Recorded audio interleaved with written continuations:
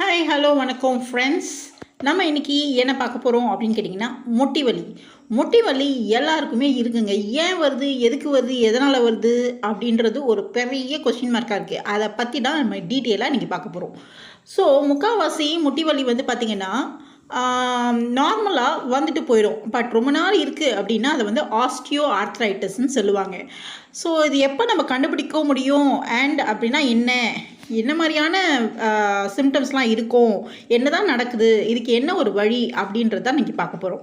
So இது osteo ஆர்த்ரைட்டிஸு எப்போ நடக்கும், எப்படி நடக்கும் அப்படின்னு பார்த்திங்கன்னா, நம்மளுடைய மூட்டு எலும்புக்கு நடுவில் ஒரு கார்டிலேஜ் இருக்கும், ஜவ்வு. ஓகேங்களா? அதில் வந்து அதுதான் ஆக்சுவலி வந்து ஒரு கவர் மாதிரி இருக்கும். நம்மளுடைய எலும்பை சுற்றி ஒரு கவர் மாதிரி இருக்கும்.